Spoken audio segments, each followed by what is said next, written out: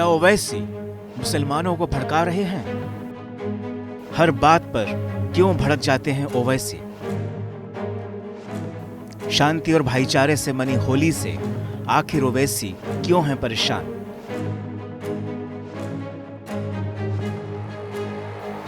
भाईजान को भड़काने के लिए ओवैसी का नफरत वाला टॉनिक।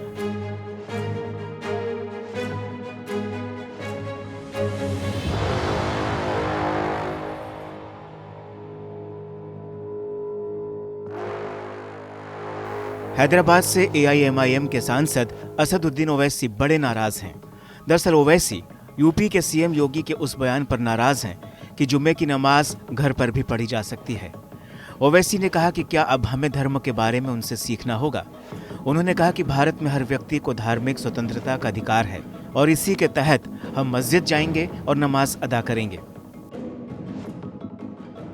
हमारे आबो अजदाद ईमान की दौलत से माला माल थे। उन्होंने भारत को अपना वतन माना और मानते रहेंगे। तुम यहां भिजा दो, वहां चले जाओ। अरे क्या कोई गली से निकल के वहां बात कर रहे? तुम अपना घर छोड़ के दूसरी गली में नहीं आते, नहीं बोलते वहां चले जाओ। अजीब अहमखाना गुफ्तगू कर रहे हैं, मगर यकीनन तकलीफ होती है। भारत के आईन में इज्जत, वक़ार किसी भी भारत के नागरिक का एक फंडामेंटल राइट है। इज्जत और वक़ार, डिग्निटी, वो आज कहां है बताइए आप? हमसे छीना जा रहा। यह बताया जा रहा है कि तुम दूसरे दर्जे के शहरी, हम दूसरे दर्जे के शहरी कभी नहीं बनेंगे। तुम लाख बोल लो, हम तुम्हारा जमहूरी तरीके से मुकाबला करेंगे, मुकाबला करते रहेंगे और इंशाअल्लाह ताला तुम हारोगे। घर में बैठ जाओ।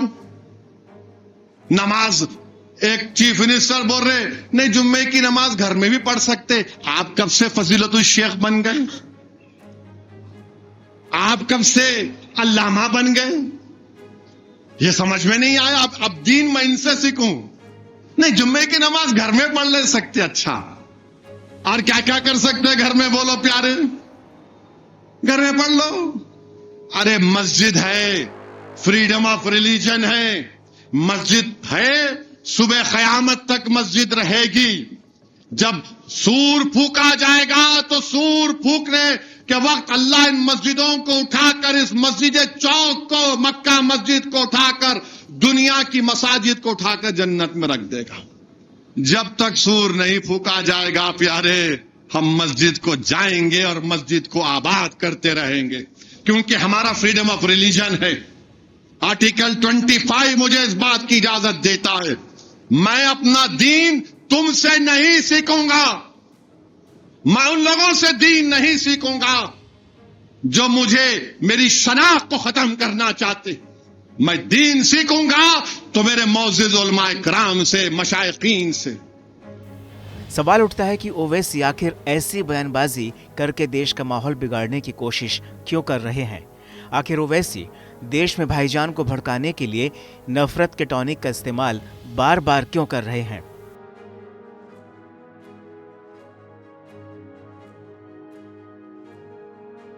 डरने और घबराने की जरूरत नहीं है।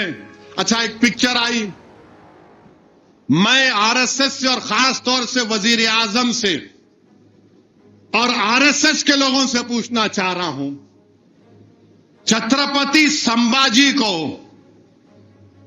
बदतरीन अल्फाज किसने इस्तेमाल किए थे?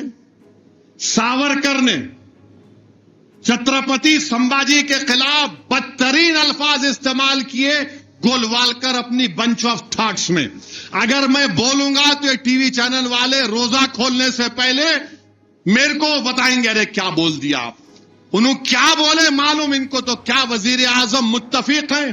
क्योंकि वजीर आजम बोले अच्छा पिक्चर है। जो उन्होंने गोलवालकर को अपना गुरु कहा, तो गोलवालकर ने छत्रपति संभाजी के खिलाफ जो बात कही थी, क्या उसको काबिल कबूल है?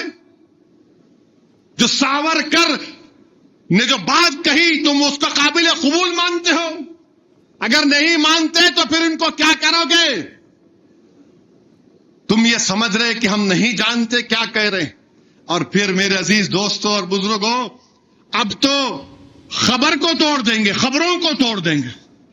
मैं बोल रहा था आपको, वक्फ का कानून बनेगा, कब्रिस्तान तोड़ेंगे, मस्जिदों को छीनेंगे, दरगाहों को छीनेंगे, इवैक्यू प्रॉपर्टीज जो वक्फ है वो छीन लेंगे।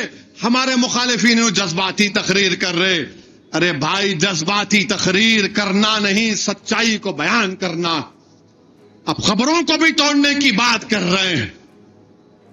मेरे अजीज दोस्तों और बुजुर्गों, ये वक्फ का कानून मोदी इसलिए लाए हैं, यह कानून बनाना चाहती हैं इस बिल के जरिए कि मुसलमानों से मस्जिदों को छीन लिया जाए, मुसलमानों की दरगाहों को छीन लिया जाए, खानखाओं को छीन लिया जाए, कब्रिस्तानों को छीन कर खबरों को मिसमार कर दिया जाए। यह इनका मकसद है। उस बिल को पढ़ो आप, और अगर कोई वक्फ की प्रॉपर्टी पर 22 साल से काबिज है तो उसको मालिक बनाने का कानून बनाना चाहते। जो जायदाद को अल्लाह के नाम पे हम वक्फ कर दिए, उसको कह रहे हैं कि नहीं, अब इसका मालिक कोई और होगा। हर जाविये से भारत के मुसलमानों को उनकी मजहब से दूर खींचने की कोशिश की जा रही। ओवैसी का यह बयान ऐसे समय में आया जब देश में धार्मिक मुद्दों को लेकर विवाद तेज है। ओवैसी के मुताबिक सरकार धर्म पर भी नियंत्रण करने की कोशिश कर रही है। ओवैसी ने तीखी प्रतिक्रिया देते हुए कहा कि क्या अब हमें धर्म के बारे में सीखने के लिए इन नेताओं के पास जाना होगा। उन्होंने जोर देकर कहा कि भारतीय संविधान प्रत्येक नागरिक को धार्मिक स्वतंत्रता का अधिकार देता है और इसी के आधार पर मुस्लिम समुदाय मस्जिद में जाकर नमाज अदा करेगा। कौन रोकेगा इनको? प्लेसेस ऑफ वर्शिप खत्म कर दो। 15 अगस्त 47 को मस्जिद, खानखा, दरगाह, मंदिर, गिरजाघर, गुरुद्वारा जो था, हमने कानून बनाया, वो वही रहेगा। अब मालूम हो गया कि इनकी नीयत क्या है। कब्रिस्तान को लेना है खबरों को तोड़कर, दरगाहों को लेना है खबर को तोड़कर।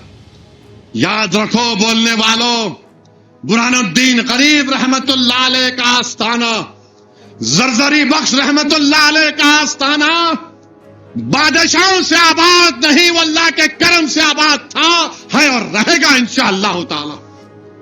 मेरे अजीज दोस्तों और बुजुर्गों, ये चीज को समझिए आप, मुत्तहिद रहिए।